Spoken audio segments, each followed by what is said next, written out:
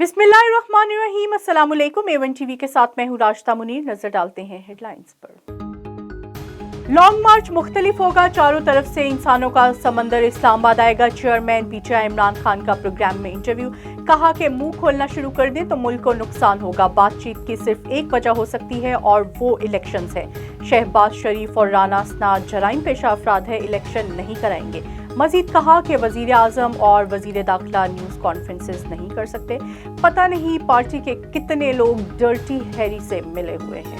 तहरीक-ए-इंसाफ इस्लामाबाद की जानिब लॉन्ग मार्च के लिए तैयार। इमरान खान खुद आज लिबर्टी चौक से लॉन्ग मार्च की क़यादत करेंगे।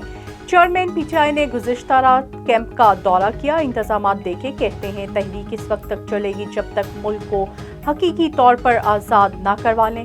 आरिफ अलवी की मौजूदगी में ऐवान सदर में आर्मी चीफ से मुलाकात हुई थी। लॉन्ग मार्च से अदम इस्तेहकाम का खदशा है। वफाक ने तमाम सूबों को मरासला भिजवा दिया। गिलगित बल्तिस्तान, जीपी और आज़ाद कश्मीर की हुकूमत को वजारत दाखिला ने खत लिखा कि किसी को भी वफाक पर चढ़ाई की इजाज़त नहीं दी जा सकती।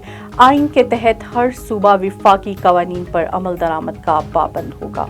अगर सिपहसालार गद्दार है तो आप बंद दरवाजों के पीछे क्यों मिलते हैं? ISPR के सरबराह लेफ्टिनेंट जनरल नदीम अंजुम की पहली बार मीडिया से गुफ्तगू, कहा कि इदारे और आर्मी चीफ ने गैर आइनी काम से इनकार किया। गैर कानूनी काम से इनकार पर मीर जाफिर, मीर सादिक, जानवर और न्यूट्रल कहा गया। फितने फसाद का खतरा हो तो सच की खामोशी अच्छी नहीं होती। लॉन्ग मार्च आईनी हक है मगर मुल्क को गैर मुस्तहकम करने की इजाज़त नहीं देंगे। DG ISPR lieutenant general Babar Iftikhar कहते हैं किसी को गिरफ्तार करना अफवाज की सवाबदीद नहीं, हुकूमत की है। फौज आइन की हुदूद में रहकर जो काम कर सकती है वो करेगी। सियासत से दूर रहना फर्द वाहिद का नहीं, इदारे का फैसला था। वजीर दिफा ख्वाजा आसिफ ने कहा इमरान खान ने इक़्तिदार में मरासियों की तरह इदारे के कसीदे पढ़े। अदम एतमाद के बाद इनकी जुबान सबके सामने है। शहादतों का भी मजाक उड़ाया। राना असनाउल्लाह ने कहा कि इमरान खान का मकरू चेहरा मजीद खुलकर सामने आ गया। अरशद शरीफ की मौत, सर और दाएं फेफड़े में गोली लगने से हुई मौत। गोलियां लगने के 10 से 30 मिनट के अंदर वाक़या हुई।